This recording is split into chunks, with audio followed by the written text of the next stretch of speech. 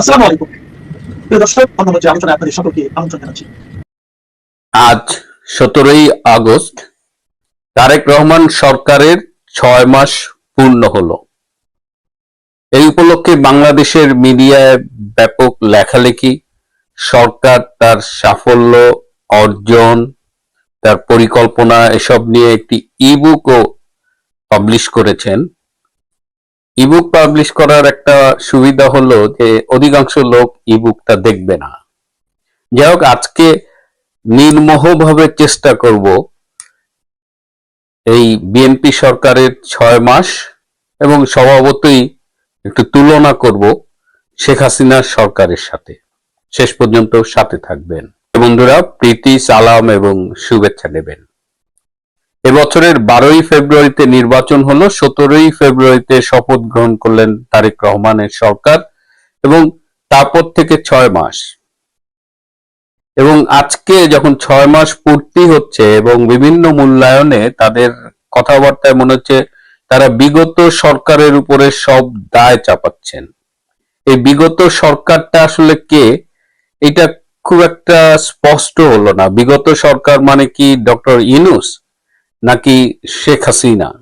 তারা কথায় কথায় 17 বছর বলেন, তো 17 বছর বললে শেখ হাসিনার ক্ষমতা ছিল 15 বছর 7 মাস আর ডক্টর ইউনূসের 17 মাস। এই হিসেবে 17 বছরটা মেলে।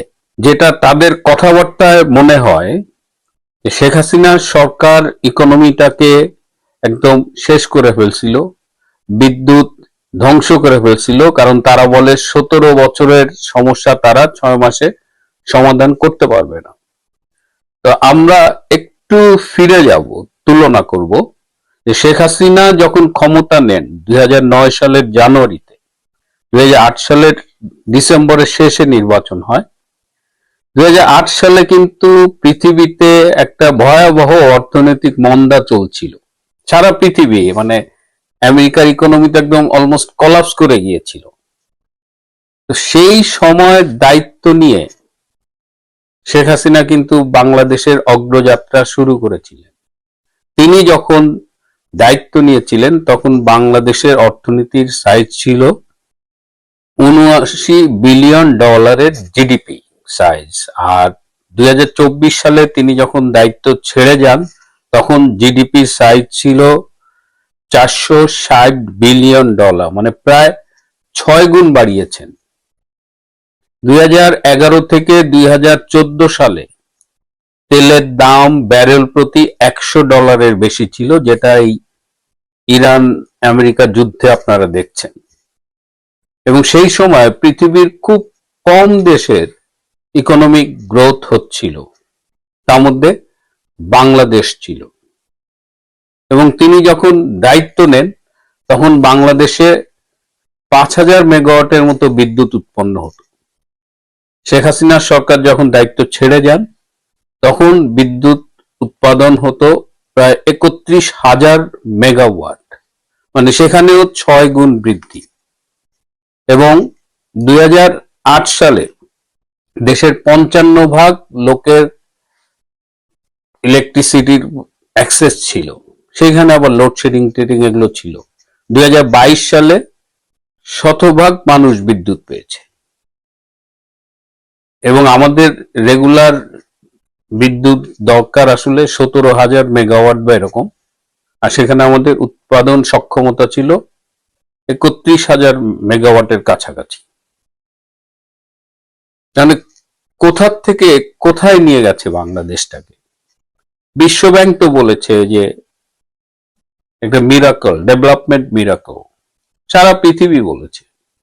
তো এখন আপনি যদি এসে বলেন যে 17 বছরে দেশটা ধ্বংস করে ফেলছে এবং আপনি উদ্ধারের মহান দায়িত্ব নিয়েছেন, লোকজন কি এতই বোকা বা এতই স্মৃতিভ্রষ্ট যে সবকিছু ভুলে গেছে? মানে একটা ভঙ্গুর অর্থনীতি থেকে একটা সবল অর্থনীতির দেশ তিনি করেছিলেন। এবং তার একটা ভিশন ছিল যে তিনি যে প্রায় 31,000 মেগাওয়াট বিদ্যুৎ উৎপাদন করে গিয়েছিলেন, 2041 সালের মধ্যে এইটা বাড়িয়ে 60,000 মেগাওয়াট করার পরিকল্পনা ছিল। কিন্তু একদম সবকিছু থেমে গেছে। বিশেষ করে ডক্টর ইউনূস আসার পরে সব উন্নয়নগুলো একদম মুখ থুবড়ে পড়েছে।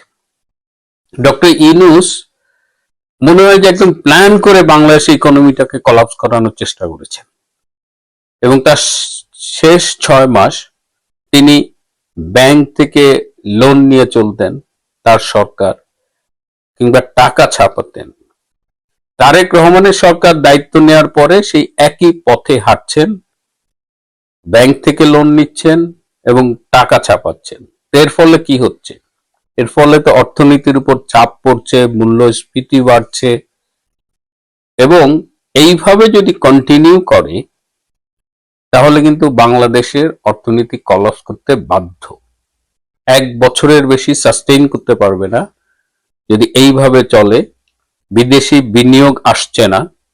বিদেশি বিনিয়োগ আসার জন্য যে পূর্ব শর্তগুলো, রাজনৈতিক স্থিতিশীলতা, গণতন্ত্র, এই বিষয়গুলো বাংলাদেশে নেই, এবং যে কোনো সময় এটা এত খারাপ যে বিদেশি বিনিয়োগকারীরা এখানে কেউ বিনিয়োগ করতে আসবে না। যার টাকা সে সেই পুঁজির বা বিনিয়োগের নিরাপত্তা চায়, বাংলাদেশে সেটা নাই। 161টা বিদ্যুৎ কেন্দ্র এই মুহূর্তে বন্ধ, বিদ্যুৎ নেই। মফস্বলের শহরগুলোতে 8, 10 থেকে 14 ঘন্টা পর্যন্ত কারেন্ট থাকে না। ঢাকায়ও এখন অনেক এলাকায় লোডশেডিং হচ্ছে। কারেন্ট না থাকলে কি হয়? শিল্প কারখানা ঠিকমতো চলতে পারছে না। প্রচুর গার্মেন্টস ফ্যাক্টরি সহ অন্যান্য কলকারখানা বন্ধ হয়ে গেছে। বিদ্যুৎ নেই, গ্যাস নেই। মানুষজন যে সামান্য সময় গ্যাস আসে সেটা দিয়ে কোনো মতে রান্না করে, অনেক সময় সেটাও পারে না। তো জনজীবনে অস্বস্তি এতটাই বাড়ছে। কিন্তু আজকে মিডিয়ায় খুব সুন্দর করে লিখেছে যে সরকার নাকি এই 6 মাসেই তার নির্বাচনী প্রতিশ্রুতির অধিকাংশই বাস্তবায়ন করেছে। এটা শুনে এত ভাল লাগলো। আমার এক বন্ধু বলল যে যেহেতু নির্বাচনী প্রতিশ্রুতি অধিকাংশ বাস্তবায়িত হয়ে গেছে, তাহলে এখনো তো 4.5 বছর ক্ষমতায় থাকার কথা, তাহলে এই সময়টা তারা কি করবে? এবং বন্ধু মনে করলো যে তাহলে বোধহয় আর্লি ক্ষমতা ছেড়ে দেবে তারেক রহমান এই বছরের শেষে বা আগামী বছরের ফার্স্ট হাফেই, কারণ তখন আর তাদের করার কিছু থাকবে না। মানে কতখানি নির্লজ্জ হয়েছে মিডিয়া, যে মানুষের অন্ন, বস্ত্র, আশ্রয় সবখানে টানাটানি। বিদ্যুৎ পরিস্থিতি তো ভয়াবহ। জিডিপি নামছে 2-এর জায়গায় 2.2। তারপরেও নাকি নির্বাচনী প্রতিশ্রুতি প্রায় সব পূরণ হয়ে গেছে।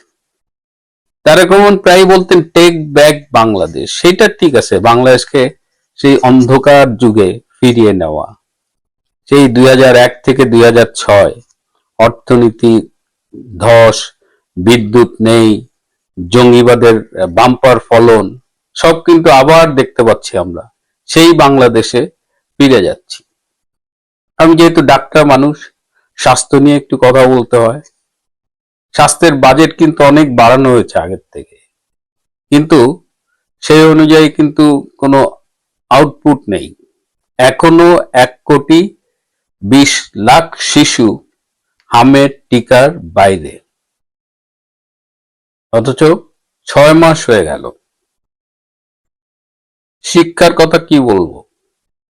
গত 19 বছরে এত ফেল করেনি, এবং এসএসসি যে রেজাল্ট দিয়েছে, লক্ষ লক্ষ ছাত্রছাত্রী আবার এই রিঅ্যাসেসমেন্টের জন্য অ্যাপ্লাই করতেছে বোর্ডগুলোতে। মানে বোর্ডগুলো সামাল দিতে পারতেছে না, যে আবার মার্ক করতে হবে খাতায়। মানে এত ফেল করার তো কথা না। অবশ্য ডক্টর ইউনূসের আমল থেকে তো ছাত্ররা মবে বিশ্বাসী, চাঁদাবাজি, রংবাজি এসব করছে, তারা অনেকে পড়াশোনাও করে নাই। আর যে সিস্টেমে এত ছাত্রছাত্রী ফেল করে, সেখানে ছাত্রছাত্রীদের দোষ দেবার আগে সেই সিস্টেম, সেই শিক্ষা ব্যবস্থাকে প্রশ্ন করা উচিত। আমি দীর্ঘদিনের মাস্টারি করার অভিজ্ঞতা থেকে দেখেছি যে আমার সাবজেক্টে যদি একটা স্টুডেন্ট ফেল করতো প্রায় 400 স্টুডেন্টের মধ্যে, আই হ্যাড টু এক্সপ্লেইন। আমাদের রেজাল্ট দেওয়ার আগে একটা মিটিং হতো এবং সেখানে প্রতিটা ফেল এক্সপ্লেইন করতে হতো, জাস্টিফাই করতে হতো। মানে ফেল করাটাই বরং ঘটনা। আর এবার তারেক রহমানের সরকার ফেলে রেকর্ড করে ফেললেন। এগুলো তো বললাম অর্থনীতি, বিদ্যুৎ, গ্যাস, আইন শৃঙ্খলা পরিস্থিতির কি অবস্থা। সাধারণ মানুষ ঘরের বাইরে নিরাপদ বোধ করে না, বিশেষ করে নারী সমাজ। ধর্ষণ, খুন, রাহাজানি, চাঁদাবাজি ভয়াবহ আকারে বেড়েছে। আইন শৃঙ্খলা পরিস্থিতির অবনতি ডক্টর ইউনূস আমলে যেভাবে আমরা দেখেছিলাম সেই একইভাবে সেই অবনতি দেখছি, কোনো উন্নতি কোথাও দেখছি না। আইন আদালত সবখানেই নৈরাজ্য, মানুষজন ভীষণ বিরক্ত। ইতিমধ্যে বিদ্যুৎ অফিস ভাঙা শুরু হয়েছে। আজকে ভিডিও পেলাম বেশ কিছু জায়গায় বিদ্যুৎ অফিস আক্রমণ করা হচ্ছে, এবং এইভাবে যদি চলতে থাকে তাহলে কিন্তু সারা দেশের বিদ্যুৎ অফিসগুলার নিরাপত্তা নিয়ে সমস্যা হতে পারে। কারণ মানুষ ক্ষুব্ধ হলে কি করতে পারে এটা অন্য যে কোনো সরকারের চাইতে বিএনপি সরকার অনেক বেশি ভালো জানে। বিশেষ করে বিদ্যুতের জন্য তাদের এমপিরা যে ধাওয়াগুলো খাইছে, সেই দৌড় সালাউদ্দিনের কথা নিশ্চয়ই অনেকের মনে আছে।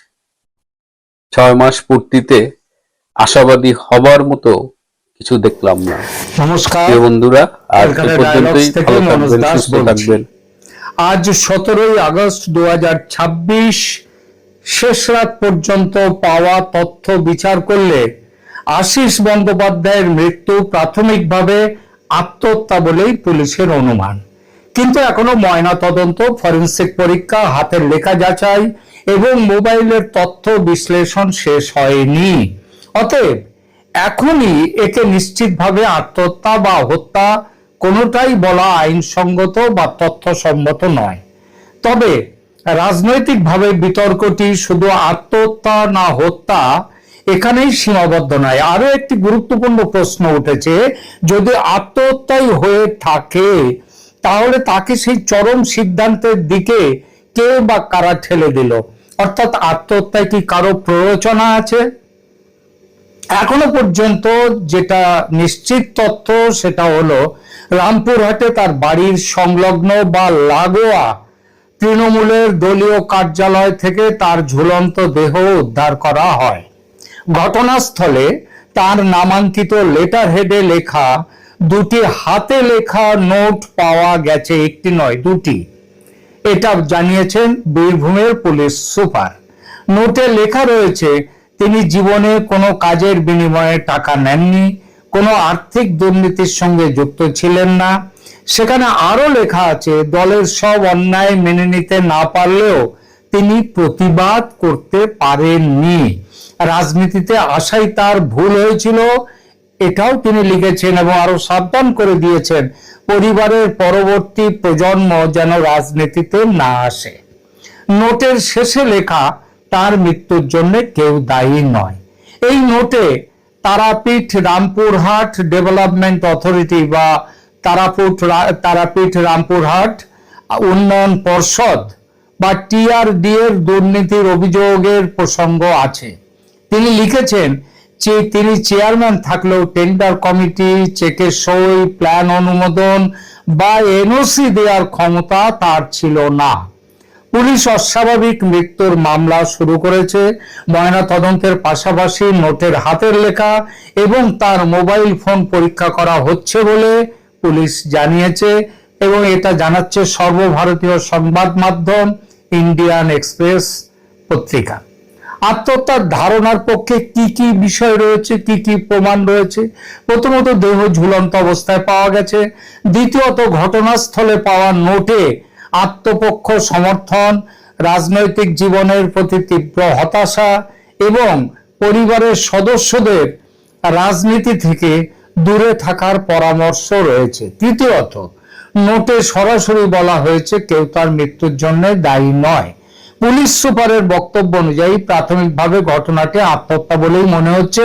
তবে কেন তিনি এই সিদ্ধান্ত নিলেন, মানে আশিস ব্যানার্জি আত্মহত্যার সিদ্ধান্ত কেন নিলেন, সেটা এখনো তার তদন্ত চলছে। নোটের বক্তব্য সত্যি এবং তার নিজের লেখা প্রমাণিত হলে একটি সম্ভাব্য যে ছবিটি দাঁড়ায় সেটা হলো টিআরডি এর দুর্নীতির অভিযোগে নিজের নাম জড়িয়ে যাওয়ায় তিনি গভীরভাবে অপমানিত ও মানসিকভাবে বিপর্যস্ত হয়েছিলেন। সৎ মানুষ হিসেবে দীর্ঘদিনের যে সামাজিক পরিচয় ছিল সেটি নষ্ট হয়ে যাচ্ছে এমন একটা আশঙ্কা তার মধ্যে কাজ করে থাকতে পারে। কিন্তু এটি এখনো একটি সম্ভাব্য ব্যাখ্যা, তদন্তে প্রমাণিত সত্য নয়। আত্মহত্যার ধারণা নিয়ে প্রশ্ন উঠছে কেন? প্রথম কথা হচ্ছে যে তিনি আত্মহত্যা করতে পারেন না, এটা স্বয়ং পরিবারের বক্তব্য। পরিবার ও ঘনিষ্ঠদের একাংশ জানিয়েছেন আগের রাত পর্যন্ত তিনি স্বাভাবিক ছিলেন, স্বাভাবিক খাওয়া দাওয়া করেছেন, সুতরাং তার এমন সিদ্ধান্ত নেওয়ার মতো আচরণ তারা আদৌ লক্ষ্য করতে পারেননি। অবশ্য কোনো ব্যক্তি বাইরে স্বাভাবিক থাকলেও ভেতরে গভীর মানসিক চাপে থাকতে পারেন, তাই এই বক্তব্য আত্মহত্যার সম্ভাবনা নাকচ করে না, কিন্তু একটা প্রশ্ন তুলে দেয়। দ্বিতীয়ত, নোট পাওয়া গেলেই আত্মহত্যা প্রমাণিত হয় না। দেখতে হবে নোটটি সত্যি তার হাতের লেখা কিনা, কবে লেখা, কোন চাপের মধ্যে লেখা কিনা, এসব ফরেনসিক পরীক্ষার বিষয়।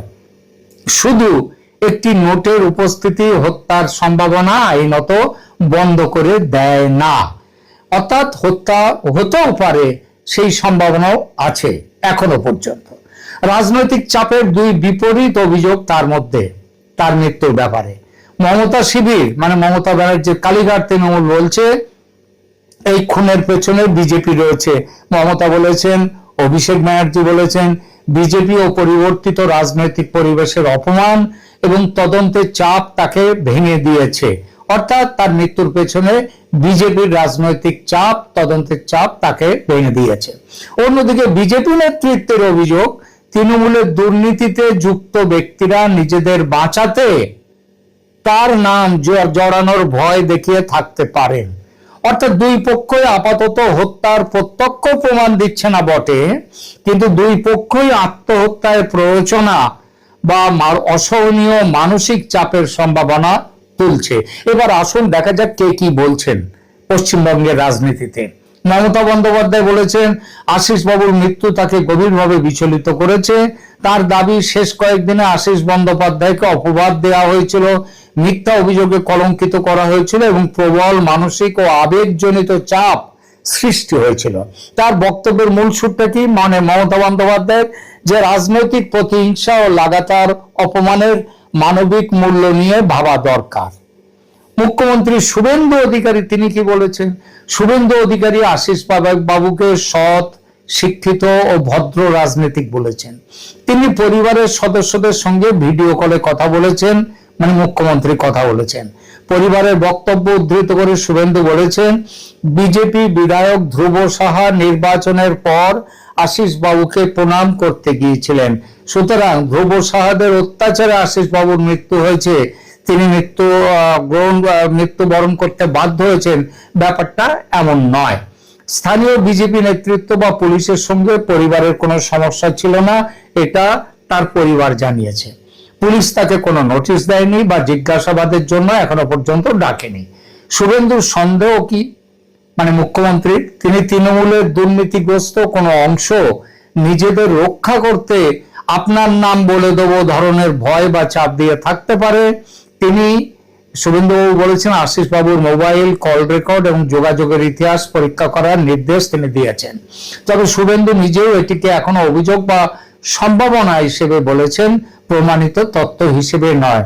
এক গুরুত্বপূর্ণ মন্ত্রী রাজ্যের অগ্নিমিত্রা পাল বলেছেন নোট পাওয়া গেছে বলেই আত্মহত্যা ধরে নেওয়া ঠিক হবে না।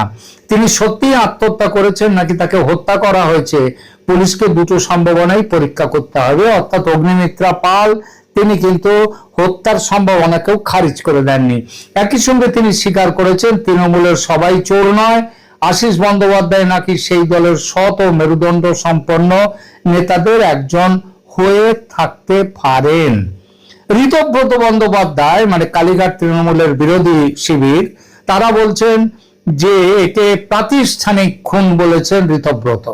তার অভিযোগ, টিআরডি এর টেন্ডার এবং কয়েকশো কোটি টাকার কথিত দুর্নীতির বিরুদ্ধে আশিস বাবু আপত্তি জানানোয় তাকে অপমান ও মানসিক চাপে ফেলা হয়েছিল। এখানে প্রাতিষ্ঠানিক খুন বলতে ঋতব্রত বন্দ্যোপাধ্যায় সরাসরি শারীরিক হত্যার প্রমাণ দেননি, বরং তার বক্তব্যের অর্থ হলো একটি দুর্নীতিগ্রস্ত রাজনৈতিক প্রশাসনিক ব্যবস্থা তাকে মানসিকভাবে এমন ভয়ঙ্কর জায়গায় নিয়ে গিয়েছিল যেখান থেকে তিনি আর বেরোতে পারেননি। আশিস বাবুর ছেলে শতদল ব্যানার্জি তিনি মুখ্যমন্ত্রীর বক্তব্য এবং তার তদন্তের প্রতি আস্থা জানিয়েছেন। কুণাল ঘোষ তৃণমূল কংগ্রেসের কালীঘাট তৃণমূলের নেতা, তিনি নিরপেক্ষ তদন্ত দাবি করে কয়েকটা গুরুতর অভিযোগ তুলেছেন। তিনি বলেছেন, কিছুদিন আগে 21শে জুলাইয়ের অনুষ্ঠানে যাওয়ার সময় কয়েকজন আশিস বাবুর গাড়ি আটকে তাকে প্রকাশ্যে অপমান ও হুমকি দিয়েছিল। সেই ঘটনাকে আত্মহত্যার প্ররোচনার সম্ভাব্য উপাদান হিসেবে তদন্ত করে দেখা উচিত বলেছেন কে? কুণাল ঘোষ। কুণাল ঘোষের আরো দাবি, আশিস বাবুকে চাপ দিয়ে ঋতব্রত ঘনিষ্ঠ তৃণমূল শিবিরে রাখা হয়েছিল। তিনি আবার মমতা বন্দ্যোপাধ্যায়ের নেতৃত্বাধীন মূল শিবিরে ফিরতে চাইছিলেন নাকি। কুণাল একই সঙ্গে বলেছেন, আত্মহত্যা নাকি অন্য রহস্য তদন্তকারীরাই তা স্থির করেন। এরপর অনুব্রত মণ্ডল তৃণমূলের আর এক নেতা, যিনি বর্তমানে আবার মমতা বন্দ্যোপাধ্যায় থেকে দূরত্ব তৈরি করে ওই ঋতব্রত পন্থীদের দলে যোগ দিয়েছেন। অনুব্রত বলেছেন, আশিস বাবু অত্যন্ত ভালো মানুষ ছিলেন, তার কোনো শত্রু বা ব্যক্তিগত ঝগড়াঝাটি ছিল না। কেন তিনি এমন কাজ করবেন তা তিনি বুঝতে পারছেন না। বক্তব্যটি হত্যার অভিযোগ নয়, কিন্তু ঘটনাটি নিয়ে তার বিস্ময় ও সংশয় এই দুটোই স্পষ্ট। ধ্রুব সাহা রামপুরহাটের বিজেপি বিধায়ক, যিনি আশিস বন্দ্যোপাধ্যায়কে এবারের ভোটে পরাস্ত করেছেন, তিনি শোক প্রকাশ করে স্বচ্ছ ও নিরপেক্ষ তদন্তের দাবি করেছেন।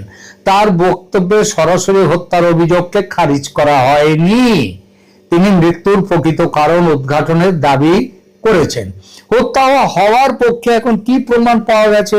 এই মুহূর্ত পর্যন্ত প্রকাশ্যে পাওয়া তথ্য অনুযায়ী কোনো প্রত্যক্ষদর্শীর কথা সামনে আসেনি।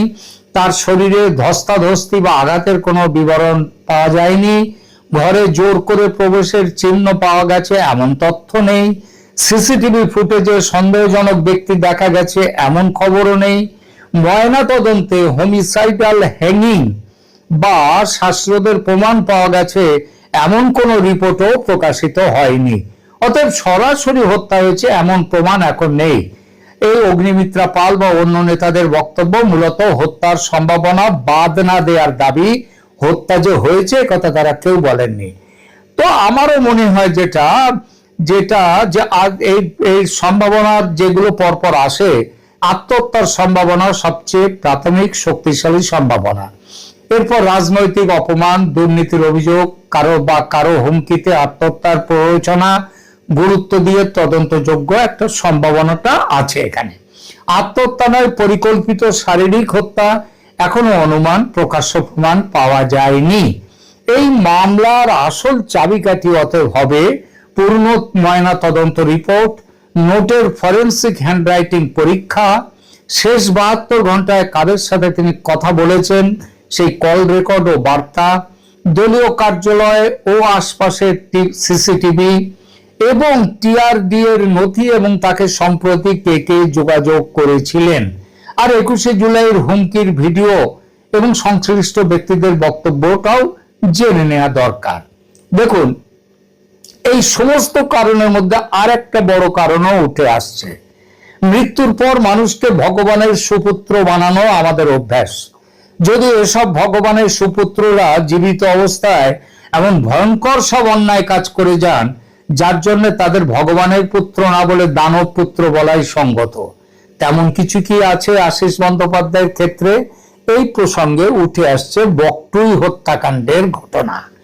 আশিস বন্দ্যোপাধ্যায় খুবই শিক্ষিত মানুষ ছিলেন, অধ্যাপক ছিলেন, কিন্তু তার কথাবার্তা ও সামাজিক পরিচয় সম্পর্কে এলাকার মানুষ কিন্তু খুব একটা ভালো কথা বলছেন না। তার দুর্বিনীত কথাবার্তা, এমনকি বাংলা কথায় যাকে অনেক সময় খিস্তি খেউড় বলা যায়, সেরকম কথাবার্তার কিছু নমুনা এখনো ফেসবুকে খুঁজলে পাওয়া যাবে।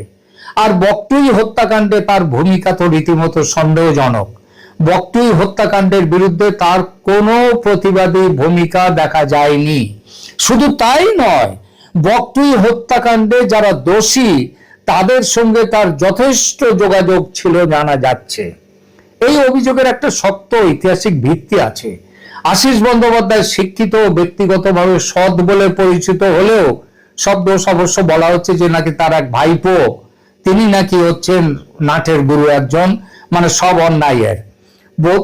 সেটা হলেও বকটুই হত্যাকাণ্ডের পর আশিস বন্দ্যোপাধ্যায় রাজনৈতিক এবং সামাজিক ভাবমূর্তি গুরুতরভাবে ক্ষতিগ্রস্ত হয়েছিল। বিশেষ করে নিহতদের পরিবারের লোকজনের কাছে তিনি প্রতিবাদী জনপ্রতিনিধি ছিলেন না, বরং অভিযুক্ত স্থানীয় তৃণমূল নেতৃত্বকে রাজনৈতিক আশ্রয় দেয়া একজন ক্ষমতাবান নেতা হিসেবেই তিনি কিন্তু চিহ্নিত হয়েছিলেন।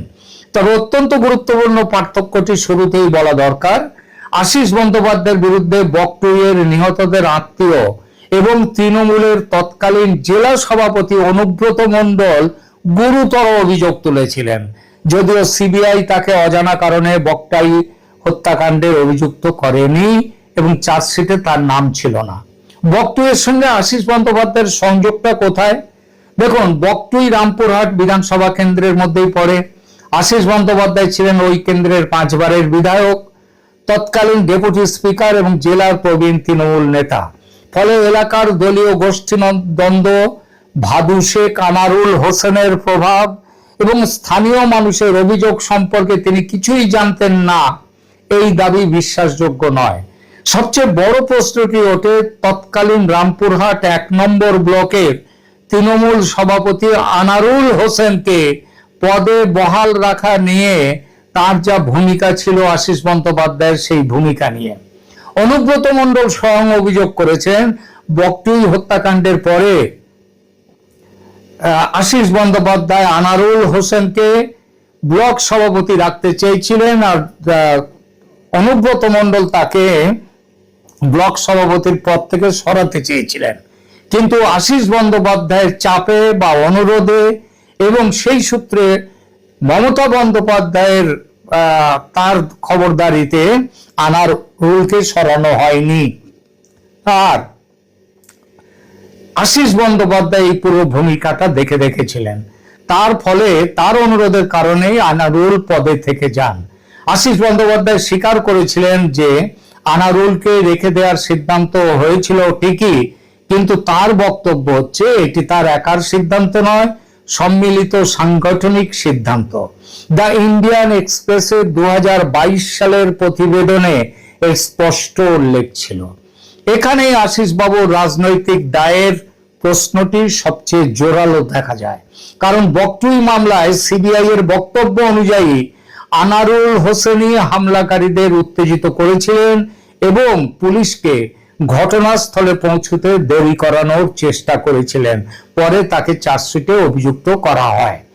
আশিস বন্দ্যোপাধ্যায় হত্যাকাণ্ডে যুক্ত ছিলেন এটা প্রমাণিত নয়, কিন্তু হত্যাকাণ্ডের প্রধান রাজনৈতিক অভিযুক্তকে দলীয় পদে রাখতে, তাকে সমর্থন দিতে তিনি একটা বড় ভূমিকা নিয়েছিলেন এমন অভিযোগ বিরোধীদের কারণ নয়। জেলা সভাপতি তৎকালীন অনুব্রত মণ্ডল সেই অভিযোগ প্রকাশ্যে করেছিলেন।